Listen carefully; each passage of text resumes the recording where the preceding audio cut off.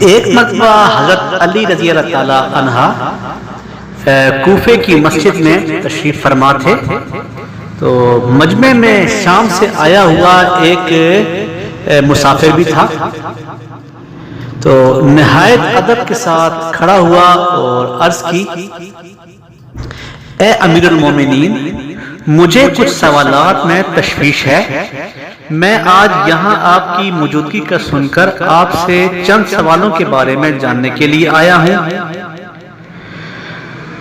میں آپ سے ان کے متعلق درست معلومات چاہتا ہوں۔ تو آپ رضی اللہ تعالی عنہ نے جواب دیا کہ اگر تم سوالات پوچھنا چاہتے ہو تو پوچھو، اگر ضد بازی یا بحث کا ارادہ رکھتے ہو تو محفل کے آداب کو دیکھو اور خاموشی سے بیٹھ جاؤ۔ یہ مکالمہ سن کر ہجوم میں لوگ، جتنے بھی لوگ بیٹھے ہوئے تھے، آپ کی جانب متوجہ ہوئے۔ اس شخص نے حضرت علی رضی اللہ تعالی عنہ سے سوالات کا آغاز کیا اور کہا، اے امیر المومنین، مجھے یہ بتائیں کہ تخلیق کائنات میں اللہ نے سب سے پہلے کس کو تخلیق کیا؟ تو آپ رضی اللہ تعالی عنہ نے فرمایا، اللہ نے سب سے پہلے نور کو پیدا کیا۔ اس نے سوال کیا، اللہ نے زمین و آسمان اور پہاڑوں کو کس چیز سے بنایا؟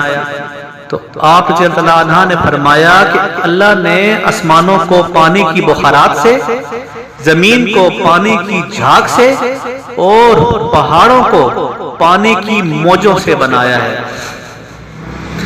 پھر اس نے سوال کیا کہ مکہ کو ام القریٰ کیوں کہا جاتا ہے؟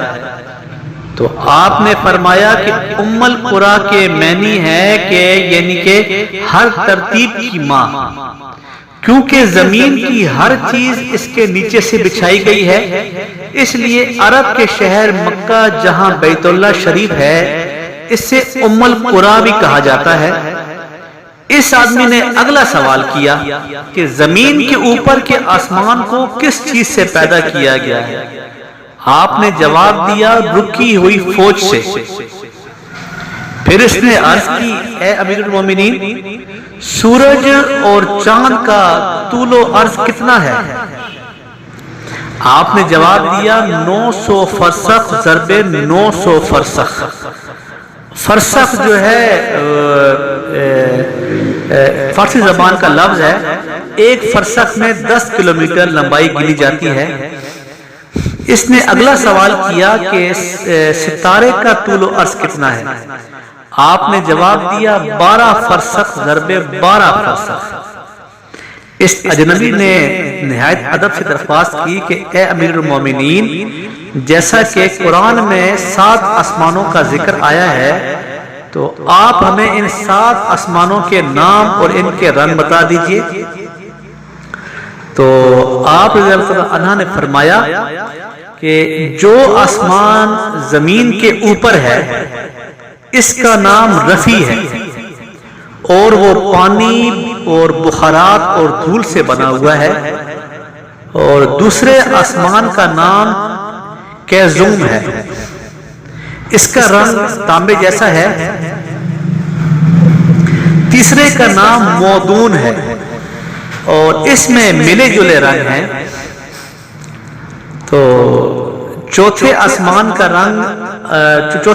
کا نام ارفالون ہے اور اس کی رنگت چاندنی جیسی، اور 5ویں آسمان کا نام ہیون ہے، اور اس کی رنگت سونے جیسی۔ 6ٹھے آسمان کا نام عروس ہے اور وہ سبز یاقوت کا بنا ہوا ہے، سبحان اللہ۔ اور 7ویں آسمان کا نام اجمہ ہے اور یہ سفید موتیوں سے بنا ہوا ہے، بالکل سفید موتیوں سے۔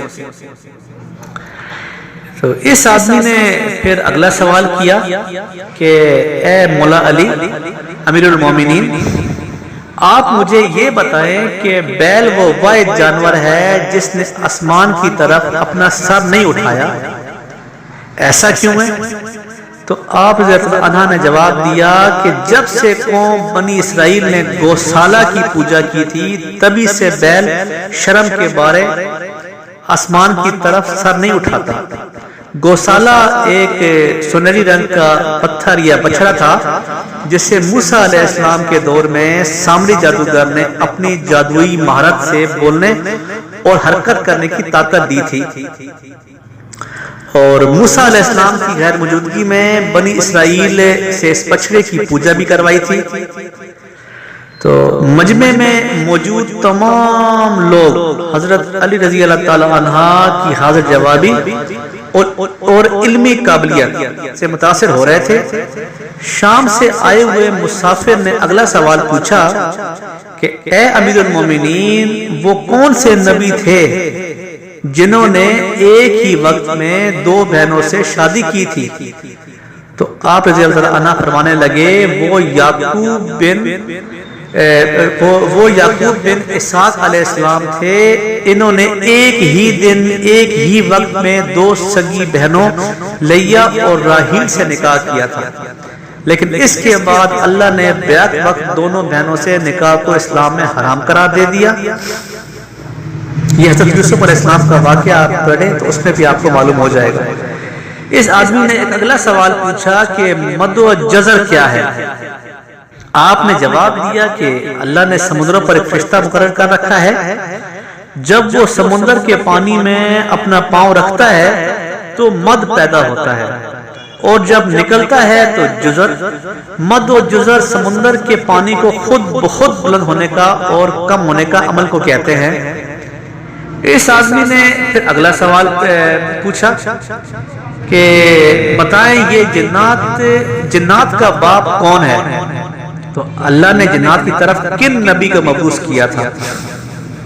تو حضرت علی رضی اللہ عنہ نے فرمایا کہ جنات کا جو تھا نا وہ باپ، ان کی ابا اجداد، ان کا نام شمان تھا، اور اسے اللہ نے آگ کے شعلے سے پیدا کیا تھا، اور اللہ تعالیٰ نے جنات کی طرف ایک نبی مبعوث فرمایا تھا جس کا اسم گرامی یوسف تھا، جنہوں نے جنات کو اللہ پاک کی عبادت کی دعوت دی، لیکن انہوں نے اس نبی کو قتل کر دیا، اور اس شخص نے دوبارہ دریافت کیا کہ ابلیس کا آسمانوں میں کیا نام تھا؟ تو حضرت علی رضی اللہ عنہ نے جواب دیا حارث۔ پھر اس نے پوچھا کہ اے آدم علیہ السلام کا نام آدم کیوں رکھا گیا، اور انہوں نے کتنی عمر پائی؟ تو آپ رضی اللہ عنہ نے فرمایا کہ کیونکہ وہ عدیم الارض یعنی کہ نایاب زمین کی کھال سے بنائے گئے تھے، اس لیے ان کا نام آدم رکھا، اور 900 سال عمر پائی۔ اس نے سوال کیا کہ میراث میں مرد کے 2 جبکہ عورت کا 1 حصہ رکھا گیا ہے، جبکہ اسلام میں تو مساوات کا حکم دیتا ہے۔ تو آپ رضی اللہ عنہ فرمانے لگے کہ جنت میں حضرت حوا علیہ السلام نے جو خوشہ اٹھایا تھا اس پر گندم کے 3 دانے تھے، انہوں نے خود ایک رکھا، اور جبکہ آدم علیہ السلام کو 2 دیے۔ تو چونکہ وہ ہمارے آباء و اجداد ہیں تو اس لیے اس نسبت سے وراثت میں مرد کے 2 اور عورت کا 1 حصہ مقرر ہوا ہے۔ تو اس نے پوچھا کہ مخدوم کون سے نبی پیدا ہوئے؟ تو آپ رضی اللہ عنہ نے فرمایا کہ اللہ نے آدم علیہ السلام کے بیٹے شیس علیہ السلام، حضرت ادریس علیہ السلام، سان بن نوح علیہ السلام، حضرت داؤد علیہ السلام، حضرت سلیمان علیہ السلام، حضرت لوط علیہ السلام، حضرت اسماعیل علیہ السلام، حضرت موسیٰ علیہ السلام، حضرت عیسیٰ علیہ السلام، اور میرے پیارے نبی صلی اللہ علیہ وآلہ وسلم کو مخدوم پیدا فرمایا۔ اس شخص نے دریافت کیا کہ روئے عرض پر شیر سب سے پہلے کس نبی نے عرض کیے؟ تو آپ رضی اللہ عنہ نے جواب دیا کہ حضرت آدم علیہ السلام نے۔ تو جب حضرت آدم علیہ السلام زمین پر اتارے گئے اور انہوں نے ہر طرف زمین کی خاک اور وسعت اور ہوا کو دیکھا، اور پھر جب شیطان کے وسوسوں کی وجہ سے قابیل نے حابیل کو قتل کیا، تو آدم علیہ السلام نے شدید غم میں یہ اشعار کہے جن کا ترجمہ ہے: اور ان کے رہنے والے بدل گئے، اور زمین کا چہرہ خراب اور گرد آلود ہو چکا ہے، رنگ و ذائقہ رکھنے والی چیز بدل گئی، اور سورج چہرے کی بشاشت ماند پڑ گئی۔ میں اپنے طور و حیات کو باعث غم سمجھتا ہوں، اور کیا زندگی کے خاتمے کی وجہ سے مجھے چین مل سکے گا؟ میں آنسو آخر کیوں نہ بہاؤں؟ حابیل قبر میں دفن ہو چکا، اور قابیل نے اپنے بھائی کو قتل کر دیا۔ ہائے غصت، ہائے غم و حسد، سامنا سلونا بیٹا گم ہو گیا۔ یہ بات سن کر سب ہی حاضرین خاموش ہو گئے۔ پھر وہ شام کا شخص بولا، اے امیر المومنین، حضرت آدم علیہ السلام جنت سے نکالے جانے کے غم میں کتنا عرصہ روئے؟ تو آپ نے فرمایا کہ 100 سال تک روتے رہے، 100 سال تک۔ تو پھر شامی شخص نے پھر سوال کیا کہ کفر کی ابتدا کس نے کی، اور پہلا کفر کس نے کیا؟ تو آپ رضی اللہ عنہ نے جواب دیا کہ کفر کی ابتدا ابلیس سے ہوئی، وہی کائنات کا پہلا کافر ہے۔ اور پھر اس شخص نے آخری سوال کیا کہ حضرت نوح علیہ السلام کا اصل نام کیا تھا، اور ان کی کشتی کا طول و عرض کتنا ہے؟ تو آپ رضی اللہ عنہ نے جواب دیا کہ نوح علیہ السلام کا اصل نام سکن تھا۔